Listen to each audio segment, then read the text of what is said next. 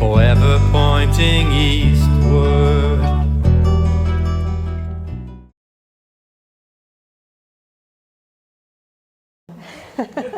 We're so glad you are here for the AI critical movements. We have two mics going here. It looks a little pretentious, but we are actually trying to record this session as well so that we can spread the message about AI grassroots movements, which by the end of this panel, I hope you are all going to sign up for and participate in. We've heard a lot this morning about the importance of collective action. If you were at the beginning session with Karim Bardisi, he talked about 3 ways to participate in shaping our world as citizens, and one was to fight, another one was to defend, and the last one was to build. And one of the things that I thought was interesting about what he said was that to build, you have to be sort of in a privileged position, right? You have to be in a space where you can go, oh, okay, I can build up or reform something or build something new. But at the same time, we also need the fighters and the defenders. And right now in the AI space, I think there's a lack of fighters. So I'm going to make a few opening remarks, and then I'm going to introduce each one of our panelists today. Maxime is on the screen here, CEO of Pause AI Global, and we're going to hear from him right after my opening remarks. I'll make an introduction. We have some questions, and to get you all juiced up and fired up, as if you're not already, after all these talks you've been to. And then we are going to have time for questions. The lovely Valerie Fox, sitting here in the front with her hand up, has some sticky notes. And so in case there's a flurry of questions, she's going to pass the sticky notes around. And if you have a question that comes up for you while somebody's talking, maybe you could write it down on the sticky notes, and maybe we'll pass those around now. And then that way, Valerie will come and collect them and then sort of triage them in case there's like a couple of different questions that come up at once. Because I would love it for everybody to, have a chance to ask their question instead of the first 3 that we have time for. So try to democratize the discussion portion. And while Val's doing that, let's get started. So my name is PK Much. I've been a long time PAC member of the DXC, which basically means Program Coordinating Committee. And this panel I felt was an important panel to start or to have at this event for the reasons I just mentioned. So let me open by just setting the stage and say, forget about LLMs or ANIs. Everybody know what those are? Narrow AI technologies. Large language models. Today, the conversation is about ASIs, artificial superintelligence. When is it going to happen? 5 years, 10 years, whatever. And closer to now, AGIs, artificial general intelligence, like Mythos, which you probably all read about in the last little while. Experts and even their creators say ASIs have the ability to change and even end our existence on the planet, which often makes me wonder, what would that look like? Because in sci-fi movies, it's, I don't know, some big robot on big legs storming New York City, throwing firebombs around and so on. But it's less likely to be anything like that. It's more likely to be like the movie Leave the World Behind. Did anyone watch that movie, 2023? Okay, so here's a little bit about how it went. Imagine waking up one day to find the global financial markets in collapse, not just for a day or two, but forevermore. So there go your pension payments. You wake up and you find out that the nuclear arms buttons have been manipulated. Maybe you wake up and your bank account is drained. Your computer is wiped and inoperable. And you have no more power because AI decided to redirect all the electricity to its data centers. You suddenly get a new disease because the doctor used AI to give you a really cool DNA-centered treatment just for you, only to find out that that new cool treatment developed by an AI scientist is a new killer virus. And now you're going to infect everybody in the world. What about zero cell service? Oh my God, if you're a teenager. And no transit, your self-driving car doesn't move, and the digital fascia holding our lives together are completely gone. In the movie Leave the World Behind, what it ultimately says is, once you create that much chaos in the world, no one has to kill us. We just end up killing ourselves. Or killing other people to the point we kill ourselves in self-preservation. When our collective existence has been at stake before, and we have been here before, social movements and resistance movement play an important role. And they multiply like dandelions, and they organize the we, the atomized, into armies and voices of resistance that become too powerful to ignore, and also mutual aid collectives and so on. So social movements have also been proven by researchers over thousands of years to be the most documented, repeatable mechanisms for saving or producing transformational change in societies. Patti Smith says people have the power. But if AI is actually that likely to create the end of the species, and we can talk about whether or not that's true with our panel here, why are we not getting more people out? The Trump resistance movement, No Kings, gets 9 million people out. The largest AI movement I could find, AI protest I could find, was in February 2026, and it was at the Virginia State Capitol, and it got 200 people out. In Canada, there have been few protests, about 10 apparently, but less than 100 show up. That said, we had the government consultation. Maybe many of you wrote in, right, where the government said they had 26 questions, and they got like 11,000 submissions and 64,000 responses in 30 days, saying it's an important issue for Canada, and that's something. But is it enough? Where are the protesters, the protest leaders, the Malcolm X's, the Patrisse Cullors, the Erin Brockoviches, the Norma Rays or Lech Walesas? And here is the good news. I think we have 5 of them here today. That's no big thing to put on you all, to be the leaders of the movements that we need. So during our time together, we're going to learn about their outlook, the work that they're doing, their ideas about the role of social movements in organizing, and how that can help us head off our race towards a cliff. But first, a quick poll, just to get a sense. On a scale of 1 to 10, in your opinion, how big of a risk does AI pose to the future of humanity and life on the planet? So think about it.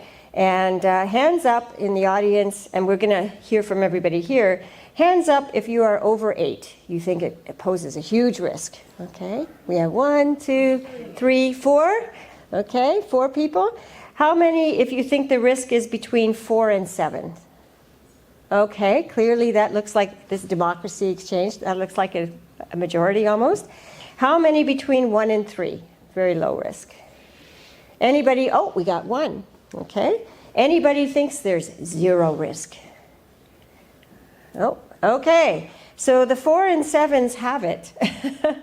And with that, I'm going to turn over to Maxime. Maxime is joining us from France online here, so hopefully we will all be able to see him. So great to have you here. Maxime is an AI safety activist who is also the CEO of Pause AI Global, an international grassroots movement calling for a pause in AI frontier development. Thanks to Pause AI organizing so far, AI protests seem to be much more prominent in France, actually, than in here. Maxime has 10 years experience as a deep learning and machine learning engineer. He has led R&D teams at 2 Sigma. He holds degrees from Cambridge and Central Lyon in mathematics and quantitative finance. Maxime, over to you. What number would you place yourself at out of 10? And tell us a little bit why and how you made the journey from being an AI builder to a critic. Thanks a lot for inviting me. I hope you can hear me well. So yeah, to answer your first question on the number, a bit of a hard question. I would say probably something like 8.5. But the key is to understand that the reason why I'm not putting it as 10 is because I have hope that we can stop the development of the current trajectory. I think that if we continue on the current trajectory, it's a 10. Like, it's going to be catastrophic. Maybe not human extinction, but kind of catastrophe that we don't want to have definitely. But I have hope. I have hope that we can steer this trajectory into something more that we would prefer. So on my background, I worked in AI for about 10, 12 years, depending on what you consider exactly to be AI. I was working on similar technology that was behind ChatGPT, deep neural network. And between 2020 and 2022, I started noticing that the progress was accelerating kind of furiously. And I realized that the thing that everyone in AI, or most people in AI, are trying to build, which is artificial superintelligence, a system that can do everything that a human can do better than a human, which is kind of like the goal of the discipline. I realized that maybe we were not 200 years away from it, like I thought before, but maybe we were more like 20, 30 years away, and that we should probably start thinking a bit harder about what the implications would be. So I decided to take a sabbatical to think through all of that. I did a research project in AI safety, and when GPT-4 came out, this was like probably the biggest shock when I realized, okay, maybe this is not 30 years away, maybe this is like 5 to 10 years away, and we really need to sort our, politely, sort our stuff out very quickly.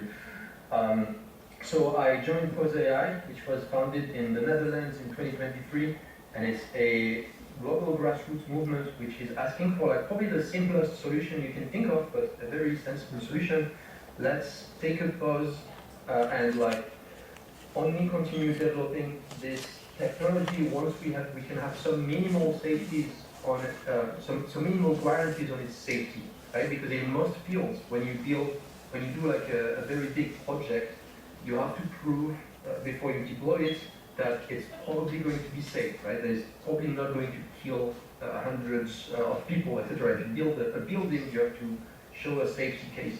In AI, it's the contrary. The researchers that work in AI safety are kind of all telling us we are running catastrophic risks, we are running a decent risk of human extinction, a very high risk of very large-scale catastrophes, etc. And if we continue racing, we are going straight toward these things. And that's really completely backwards, right? It should be the contrary. It should be the companies that are building this that can prove us, or at least give us some solid guarantees that this kind of disaster is not going to happen. So that's what we're advocating for. We're advocating for an international treaty to pause the development of this technology until we can show that it is safe, until we have some guarantees, and until we have sorted the governance as well, because I think that we should talk a lot about the governance. Like, if you have a system that can automate most of what a human can do, it means that the person who controls the system controls the future of humanity, and we need to like think very carefully like how we want to, distribute this power throughout our society, how we want to, reshape society around this technology if we decide to build it. Okay, that was a lot of questions. That's okay. I'm just going to ask you one more quick one before I pass it along. Could you tell the group, let me just ask a question to the audience. Who has heard of Pause AI before? Okay, a handful of people. So clearly, since we have two people from Pause AI, can you just talk about what Pause AI is and how large it is, and just kind of tell us a quick overview of what is Pause AI? Yeah. So we are kind of organized in a federation. So Pause AI Global is a kind of coordinating body that's based in the Netherlands, and then we have chapters in different countries. We have chapters in about 15 countries at the moment. There is one in Canada. It's quite small at the moment, but I encourage you all to join it. We have groups in Toronto, Montreal, and Vancouver, I think. And basically, what we do is peaceful protests. We try to use all the means of democratic rule to try to make our voice heard. We do campaigns of emails to policymakers and representatives of the people. We basically try to build this large peaceful movement that is advocating for a treaty and generally advocating for better governance of artificial intelligence. At the moment, I would say it's hard to count exactly how many we are. Probably like a community that is about 10,000 people big in the world. The biggest chapters are in, the US is a bit of a different one. It's kind of separate because it was started at the same time, so we don't really count it as a chapter. They operate very independently from us. But then we have UK, France that are very big. Germany and Spain are starting to take some momentum. And we are mostly, we don't have enough chapters in the Global South at the moment. We have a chapter in DRC, in Kenya, and in Nigeria. And I think that's about it. Okay. Okay, great, thank you so much. And then on the heels of that, I want to next to me is Etienne Langlois, and he is the leadership team, I think, or on the leadership team of Pause AI Canada, and he is also an international relations and law student at the University of Quebec, and the former vice president of the Quebec Students' College Association, which means he has a lot of organizing background. He also works in the AI safety strategy formulation space at Horizon Mega, and he's founded an AI safety student group and is an active member of Montreal AI Safety Committee. And you're our Gen Z voice here today, I think. So, Etienne, where do you sit on the scale of 1 to 10? And tell us a little bit more about Pause AI Canada. Thank you very much, Kiki. I think I do the same answer as Maxime, maybe 8, because I do think it's a very important issue. And, sorry, what was the question just before? Where are you? What is your perspective? Why are you there? Yeah. So my perspective is that right now, it's not a matter of how severe you think this could be, but it's a matter of disproportionality. Right now, we have a technology that is quite powerful. We've seen it already. That's on an exponential curve of development. And right now, social movements, civil society, and governments around the world are not following through. And so, considering even today, we have issues with misinformation, we have more and more issues with cybersecurity. If you've seen the news about Cloud Mythos a few weeks ago, we're now having an AI model that's quite powerful at breaking into even secure systems, and that makes that endangers our hospitals, our banks, and many more of our critical infrastructure. And that's not really going to stop now. The curve is still exponentially going. And so, in that view, some things are happening in Canada, but I'm going to say not enough. Right now, and I put loads of resources on Google Docs that you're all going to have access to. There are 2 main organizations working in Canada on this topic, which is Pause AI Canada and AI Governance and Safety Canada. AI Governance and Safety Canada is something they do advocacy as well as they have a volunteer database, so they do a bit of grassroots organizing, but Pause AI is more so on the grassroots organizing side. There's also an organization called Control AI who does advocacy, and so that's kind of the landscape I can put forward about AI in Canada, AI safety in Canada. So as you can see, this is not a lot. And right now, our governments are more so on the side of reacting rather than preventing. Our governments are more so on the issue of adoption and how to use AI to make Canada more productive, but they are not addressing the harms or the risks it poses. And that makes it so, for example, when Cloud Mythos came out a few weeks ago, our governments were in a reaction mode. Our Minister of AI went ahead and met with Anthropic officials after the fact, after the AI was developed. And I think Mr. Solomon went on Twitter and said, thanks to Anthropic for doing the good thing. But my view is that Anthropic should not have had that choice in the first place. It should have been obligated to do the right thing. And a little bit about what Canada's role can be in this stage, because as Maxime put, Pause AI wishes for an international treaty. Let's face it, we aren't going to have artificial general intelligence or artificial superintelligence or even just artificial intelligence that's super dangerous developed in Canada first. It's going to be the US or China. And so what can Canada do? One way to see this is to be, oh well, too bad, it's going to be up to the Americans and Chinese. But another way is to see Canada as our Prime Minister Mark Carney put it a few months ago at Davos. Canada can be a leader of middle powers, and Canada can push forward the idea that AI is a risk that needs to be addressed on the global stage. And so, what we need from the government and what we need from Canada and other middle countries as well is to recognize the risk and do something about it, and start putting in the public debate and start having democratic discourse around it, so that we can make improvements on this and we can actually put forward regulations. Great. All right. Thank you so much. Thank you, Etienne. All right. Next, I'm going to pass the mic to Mario Gibney. He is a Toronto-based AI safety organizer. How many has heard of Trajectory Labs? Okay, 1, 2. See, I'm so glad you're here. because you need to know about these places. Mario is an educator, nonprofit founder who's become one of Canada's most active community leaders in the AI safety space. He is also the co-founder and current advisor, other than Trajectory Labs, to AIGS Canada, which Etienne just mentioned. And he's leading Trajectory AI Safety Labs, which is here in Toronto, somewhere down on Adelaide, right? That's right, yeah. 30 Adelaide East. All right, so what's your number? I would roughly say 6 or 7, depending on how the question's asked. I think maybe more so than other people focused on risks. I'm like quite optimistic about how good the good outcomes can be. So I think this is just an extraordinarily high stakes technology in both directions. I guess I have more confidence in markets to produce useful things and less confidence in markets to manage externalities. So I've decided to focus my effort on the nonprofit sector and trying to figure out, okay, like what are the challenges here that these big, well-funded labs are less likely to solve, and how do we work on solving those? I guess I would also say my involvement in the space is probably a little bit more buildery and a little bit less fighter-defendery. On one hand, it's good to have building social pressure for the powers that be to produce much needed regulation. I kind of see our role at Trajectory Labs as helping people with particular kind of research talents at like figuring out, okay, if we get widespread agreement for appropriate regulation or slowdowns or international coordination on this, what will those mechanisms actually look like? And so that's an example of the type of work we facilitate. We run events.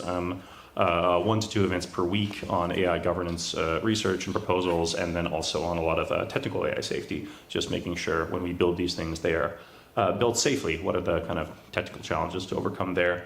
Can you just tell us a little bit, how is Trajectory Lab funded, and how many people do you get out? Sure. So we have a single funder. We're funded by Coefficient Giving. They used to be known as Open Philanthropy. They've been supporting us for about 2.5 years now. We were entirely kind of voluntarily run before then. We used to be the Toronto AI Safety Meetup and kind of morphed into this. We're in a very fortunate position that we are well supported there. And then right now we have around 40 people are members of our lab. So we do not employ them. There's only 3 of us are on the core operations team, but what we do is we provide resources and subsidize office space to these practitioners. And so a lot of them are either independent researchers or they're working remotely for other nonprofits. And then broader kind of people who attend our events regularly, we don't have super hard numbers on that, but it's probably 100 to 200 people are regularly engaged with the community in some capacity. So I guess there's a few concentric circles there. Yeah. All right, thank you. Well, you kind of are making my point. A city of 5 million and you get 200 people showing up.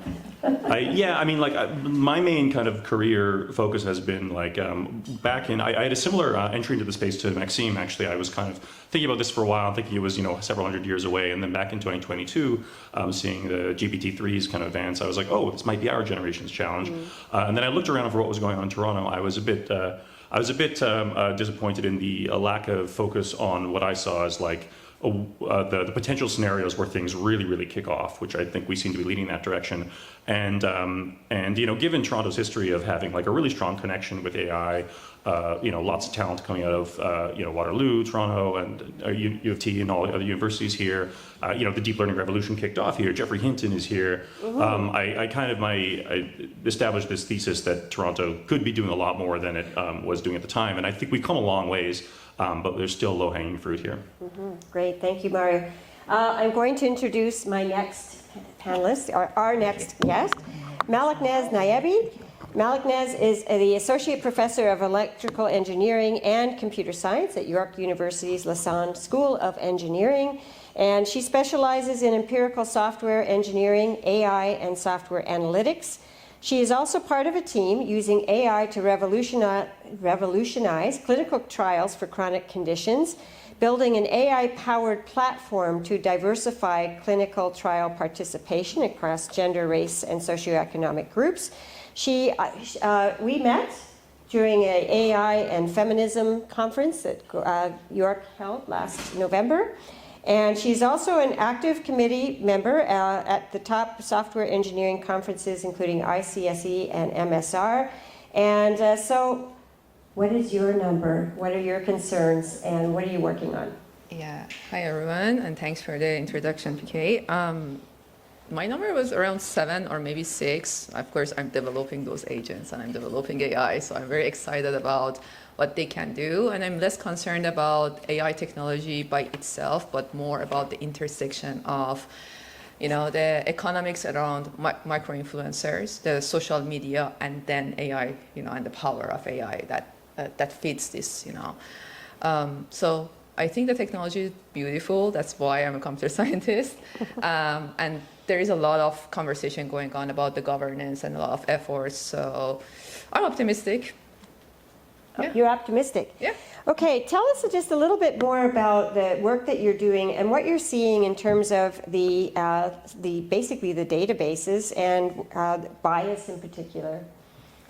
So I come to this conversation mostly from, 15 years of being a software engineer and, developing automation for different industry and different practitioners.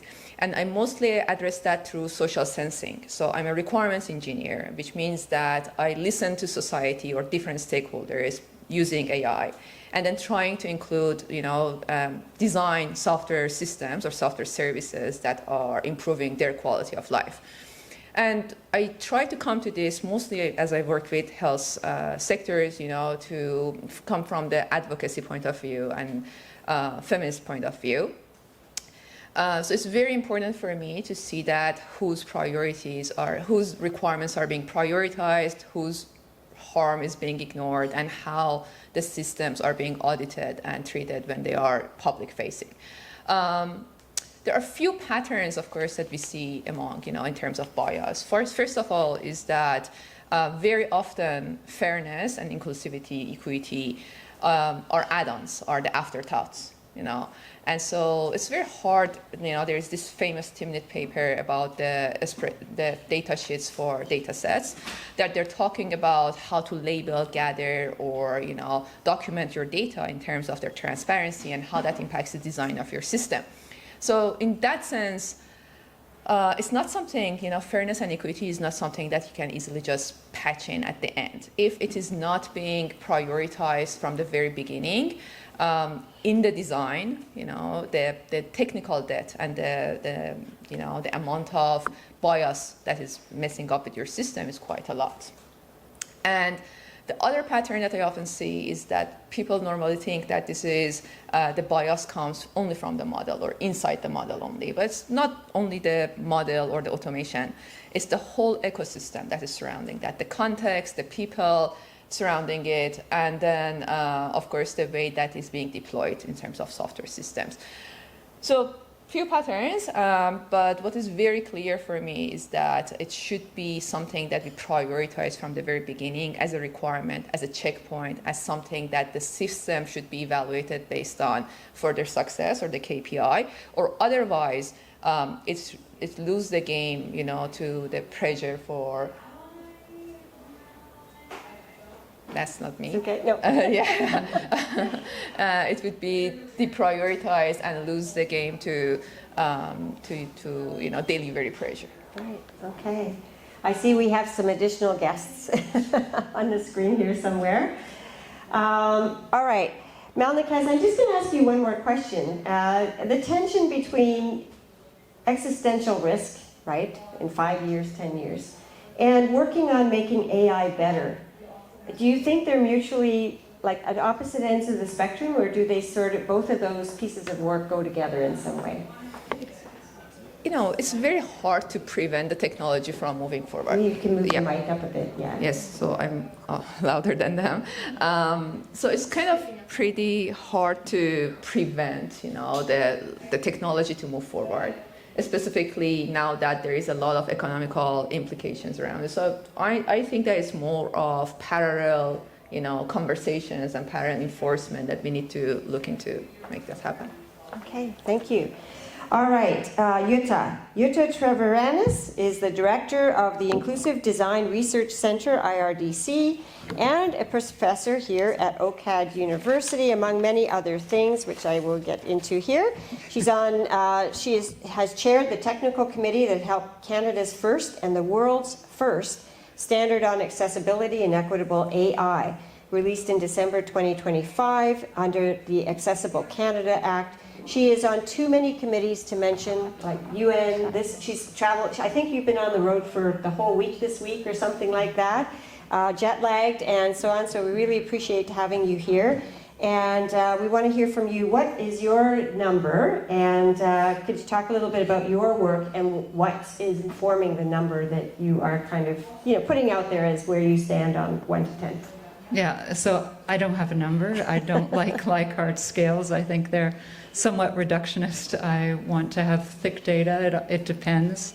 And I think also the sort of dystopian versus utopian image of AI is somewhat of a distraction because it paralyzes us. We think it's futile to actually do something about AI when in fact there's so much in our life that, AI has been pervasive in most decisions even before everybody heard about ChatGPT. So in terms of what my concern is my biggest concern is what we've called statistical discrimination. And I need to explain. I work with the people and communities who tend to be the statistical outliers in a population because they have highly diverse, marginalized minority needs. And this means they have no economies of scale, so things are generally not designed with them in mind. And what they need will cost more, despite the fact that most of them are well below the poverty line. And they are at the extreme edges or the wrong end of that disparity divide that AI is amplifying. They're also, relevant to democracy, the losers in majority rules decisions, because they're usually what happens there is their highly critical minority needs will be outweighed by the trivial needs of the majority. And they are also at the wrong end of our employment systems, our education systems, where we're creating standardized learners to become replaceable workers, and they are so far from the average that they cannot be standardized. And as far as statistical determinations about a population, any statistical truth used to which is, of course, the gold standard of what we now determine, those of us that are defending truth are attempting to, or are reducing truth to empirical scientific truth, supported by statistics. And so one of the things to note there is that it's right and it works and it's accurate for everybody that's in the majority. It's not accurate as you move away from that average or statistical average, and it's wrong for most of the people that I work with. And so what does AI have to do with this? And this is why I want to focus not on those dystopian or utopian views, but actually what is already happening, because AI is already responsible for killing, for causing people to be ill, etc. In all of its forms, and there are many, many forms of AI, not just the LLMs, the Gen AI that we're using at the moment. It's a statistical replicator, so it's powered by statistics. And it's wonderful at finding the average, popular, normative, predictable. And for those of you who were here at Mario's talk, it's a great way of amplifying attention, increasing the echo chambers that were already there. So I think it is it is in danger of creating a digital eugenics infrastructure that is going to remove difference. And are there any biologists or botanists in this crowd? I mean, what powers evolution and what powers? Mario ended with a slide about human evolution. We have had many, many decades and centuries of reductionism. Certainly, it didn't just start in the industrial era, But it isn't survival of the fittest, as Spencer would like us and social Darwinists would like us to think it is. It's actually diversity. When we have relaxed selection, when we are in support of people who are different from ourselves, that we actually evolve as a species. And so AI is actually countering that. So we're trying to do, we're trying to do as much as we can here. We're doing a bunch of stuff. We've created a whole bunch of mechanisms, built things that move from data exploitation to data exploration, whether it's in determining who gets admitted to university, who is hired. So rather than finding the people that are just like the people that already are there, let's find diverse perspectives. We invert things like the mentometers and the Slido things so that it's actually the unique, novel things that you haven't thought about that come to the middle and gain your attention. And we've created something called a trust meter, which alerts the implementers of AI in health. Is it Gen AI? I know, yeah, right. So what it does is it signals to you that whoever you're deciding about is out of distribution in the data set, and so you shouldn't use AI to actually make a decision, because iatrogenic death and illness is increasing at the edges, meaning death and illness due to treatment. And we've created this accessible and equitable AI standard that we're hoping that is part of Canada will be a law just as substantive as ADA would have been, but because we're doing it in an area that is being dismissed, those unattended to minorities, we've slipped it under the radar, and it will become regulation. So it's now with the Ministry of Justice, and hopefully it won't have as much friction as some of the other protections we were trying to create. And I'll stop there. Oh, that's great. Well, that's really good news to hear, I think, in general as well. Thank you so much, everyone, for your comments. We have 8 minutes left. I am going to invite everyone here who has a question. And so if you do have a question, put your hand up. Maybe I could ask somebody to rove around with the mic. So there's actually, the acoustics sound okay, the mics were picking up on a frequency from a different room, so I turned the mics completely down. Oh, so that's why, okay. It's an okay volume. Is it okay volume? And you also have about 15 minutes for questions. Oh, we have about 15. Yeah. Oh, this one, the roving one. Yeah. Okay, great. So what I'm going to do is ask, if we have a couple of questions, going to ask you to ask your question, and then we'll get 3 people to ask their questions. So so everybody gets to ask a question, and then we'll turn to the panel. Whoever wants to take that question, we can. And so you, sir, let's ask your question, and then we'll ask for the next question after that, before we get to an answer. Go ahead. Great. Thanks very much. So Oliver Marsh from Algorithm Watch. We're a civil society organisation in Berlin, and as the name suggests, Algorithm Watch, we're quite critical of big tech.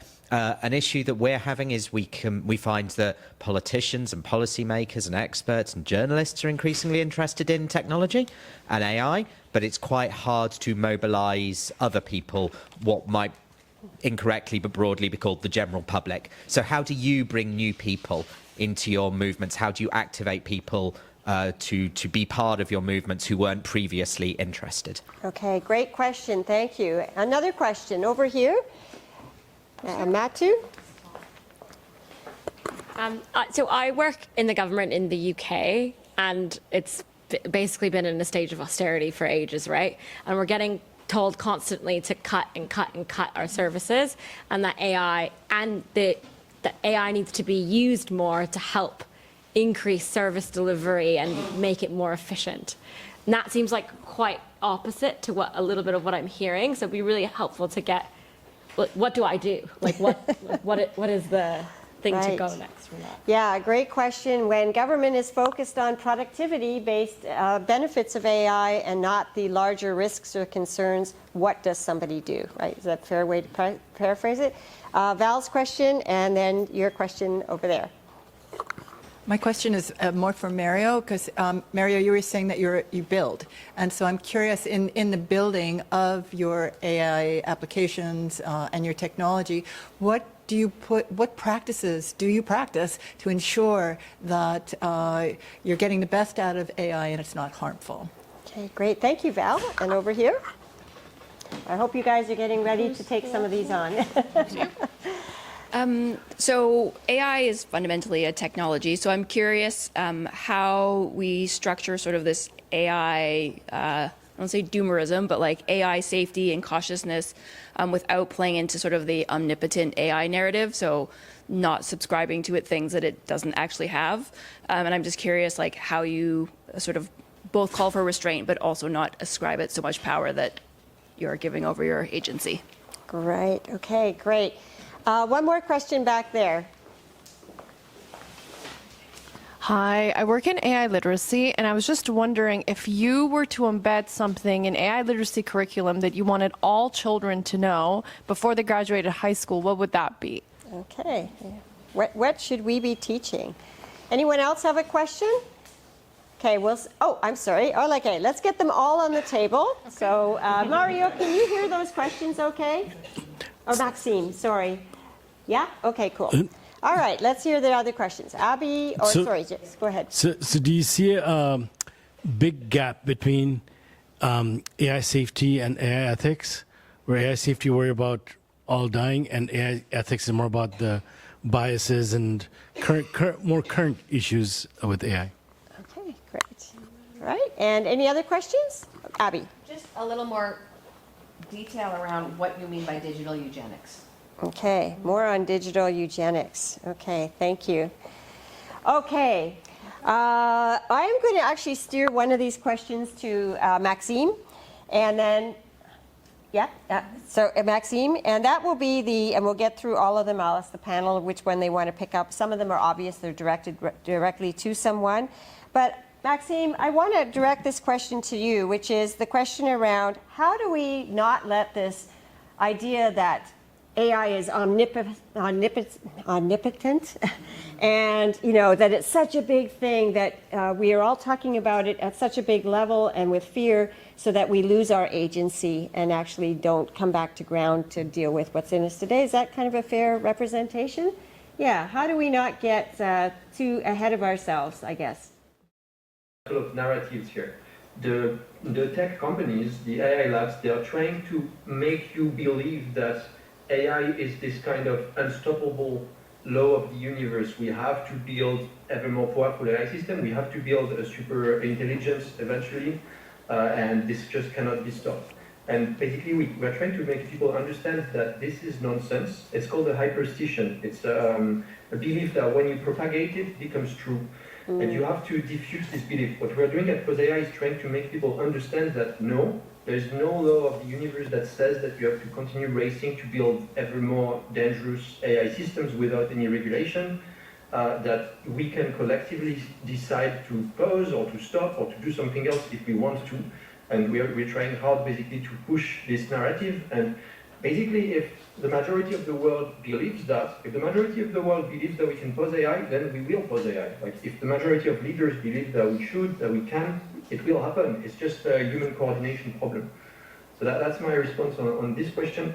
And I think on the question of how to get the general public on board, the key is to just explain what's happening, explain that what the labs are trying to do. Every single AI lab at the moment is trying to build a system that will replace your job, right? That's the explicit goal. That's what they're racing for. Most AI leaders believe that we are going to be there in less than 5 years. Like, this is a crazy situation to be in, and I think it should be enough to motivate everyone to take action, because right now, the job of every single person in this room, if you believe the CEO of AI companies, if you believe the top scientists working in AI, will be entirely automated by AI in less than 5 years. It should really just be a wake-up call. Whether you believe this is true or not, like if you believe this is true, of course you should do something about it. If you believe this is marketing hype, you should really seriously consider, like, why are we allowing people to just pretend this, right? So no matter the way you see it, this situation, this is just a crazy situation to be in. We should not allow this to happen. We should regulate what these people are doing very quickly, because there's a decent chance they're right. I would say the way generally we approach this is just like explain what is happening in AI, explain the predictions from scientists, what's going to happen, explain the fact that we don't know how to control these systems. These are black boxes. We don't have guarantees on how they are going to behave in new situations, stuff like that. And we may lose control. If we don't lose control, a few people on this planet are going to take control of the planet for us, and we should not let that happen. Okay, great. Just a quick follow on how, and maybe I'll ask this of Etienne as well, since you're both Pause AI. How are you bringing in new people? Because we started this off by saying, if this is such a big risk, how come we're only getting 100 people showing up to these Mario, your events? Out of 5 million people, we should be having all kinds of, like, legions of people showing up, in my opinion. So what are you doing to bring in new people into these grassroots movements, not just these public, council? Not everybody gets to attend the Banff meeting with Evan Solomon to have a discussion, right?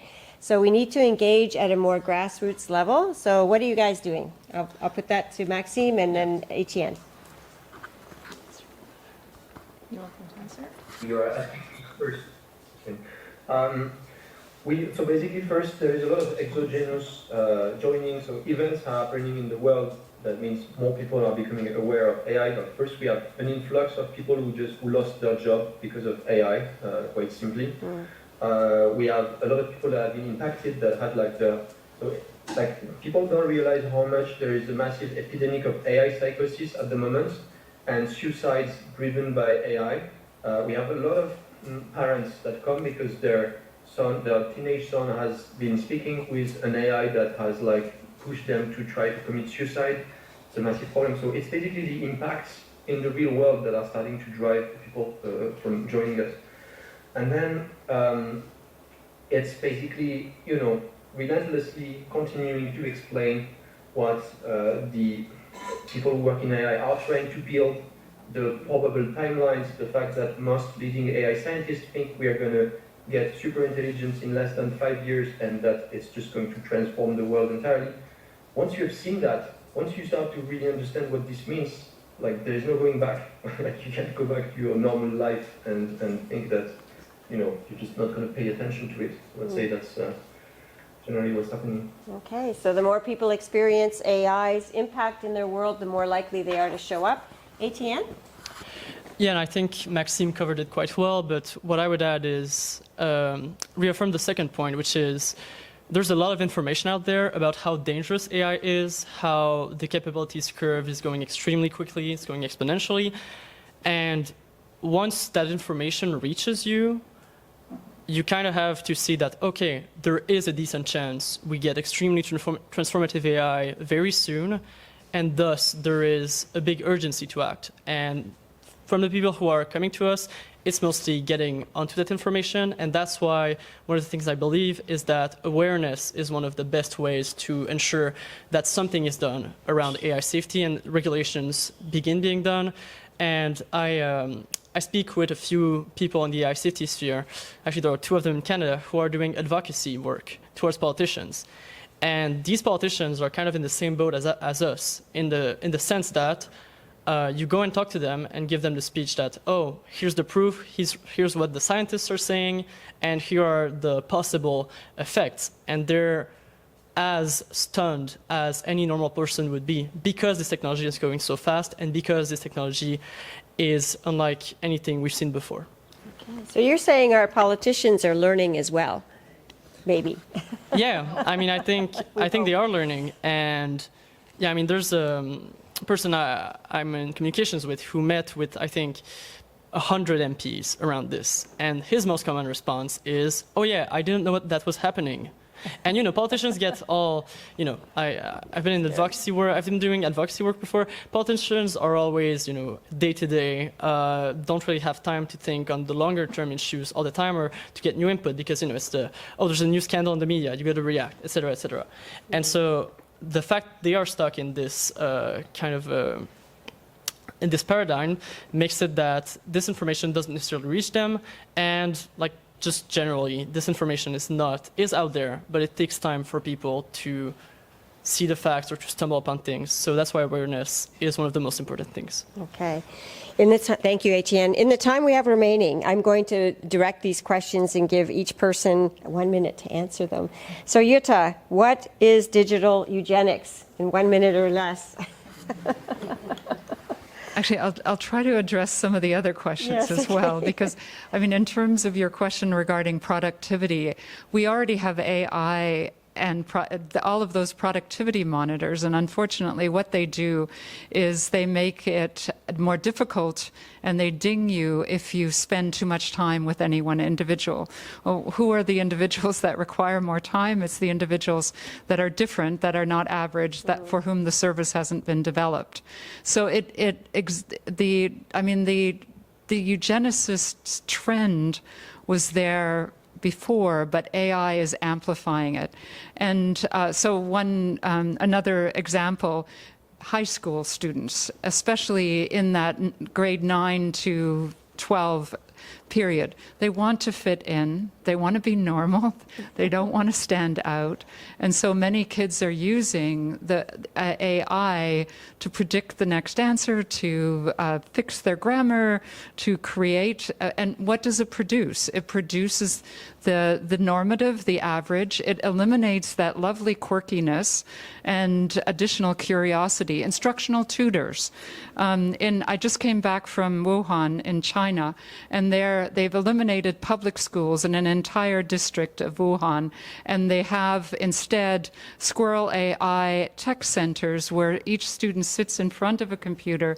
There's only technicians, and it's personalizing learning, but of course it's personalizing learning in terms of pace and path towards a standardized learner and a standardized view of what we want learners to be. And to the question about what should AI literacy be about, it should be about differentiate yourself. AI will replace the formulaic. It knows the formulaic far better than you. So be creative and be yourself and figure out how you are unlike the average, unlike the norm.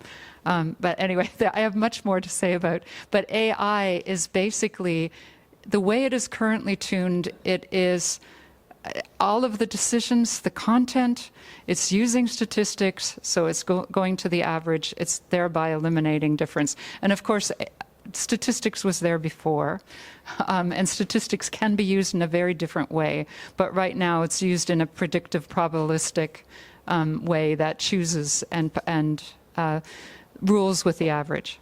Great, thank you, Jutta. Okay, we are out of time, but I'm going to ask if you do have the time, because I know you want to get on to other sessions, just 1 minute answers maybe from Mario, and then I have one last one for you, Malnikev. Is Mario, what practices are you using to build an audience? To build an audience, one thing I've learned over the years is I'm not very good at convincing someone to pay attention to something or of changing their beliefs if they're not already almost there. I tried that for a couple of years. What I found was actually my approach that's worked really well is kind of planting a flag, make it easy to find like me and our community and our events if you're already kind of halfway there on your own. I've had a lot more success with that. Just like having a meetup group that met once a week for Toronto AI safety was like very helpful. The people like, going to communities where I'm like, oh, maybe I can convince some of these people, didn't work that well for me. I don't think this problem of like, oh, how do we raise the political salience of like AI, like it's not high enough yet. I think that we are on a pretty good trend compared to a few years ago in terms of people paying attention to and caring about it. I remember 3 years ago, like when I was co-founding AIGS Canada, Wyatt Tessari and I were talking about like, how do we get AI in the news? No one's paying attention to this. This is no longer a problem. I think if the journalists are the one paying attention to it, that's actually a good sign. So I would start thinking a little bit more about like, oh, as the salience increases, how can we make sure that's channeled in a healthy direction? And I hope I kept that under 1 minute. You are amazing. Okay, thank you. Malnikev, just one quick thing, just because you're also in an academic institution, AI literacy, what are some things educators can do right now to advance their students' understanding or connection with AI issues? I mean, I don't have anything new. Like, it's this old-fashioned thing that we have always done in education systems, critical thinking. More than ever, it's just like you need to know how to criticize what is in front of you, how to interpret, understanding. Don't be worried about like disagreeing with things. You know, quite frankly, I'm sitting here listening. I'm like, I disagree with all these things. You know, I'm just having different point of view. You know, I'm like, but you know, the only way to grow and the only way that we can teach, and you know, as an educator, I believe in that, is to disagree and to learn and to, you know, be open-minded. And I think that this is the value that we need to pass to our students and younger generation. You know, that's the answer. All right. Yeah. All right, thank you, panelists. Let's give them a hand, and Maxime online as well. Thank you for being here. I hope this was informative, and sign up to Pause AI, Control AI, whatever, preferably Pause AI, right, Maxime and Etienne? And get involved because the time is now. Thank you so much for being here, and we'll see you at the next session, which I think is in the main room. Pine are gnarled and bent, forever pointing eastward.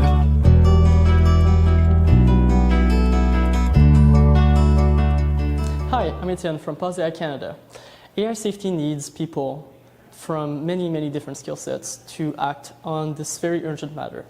Whether you're into political advocacy, organizing, or you're just a concerned citizen, we highly encourage you to sign up for either Pause AI Canada or AI Governance and Safety Canada. These are two organizations that do work in Canada to ensure that our future is safe and that AI is developed and regulated in a safe manner. So, if you want to do something, it could be as simple as writing to your politicians, writing to your MPs, or signing up to these organizations, and then seeing how much you can do. There is an extreme disproportionation between between the scale and the urgency of this technology and what civil society and the general Canadian population is doing about it, and so many low-hanging fruits need to be picked. In that manner, I highly encourage you to come along. Thank you.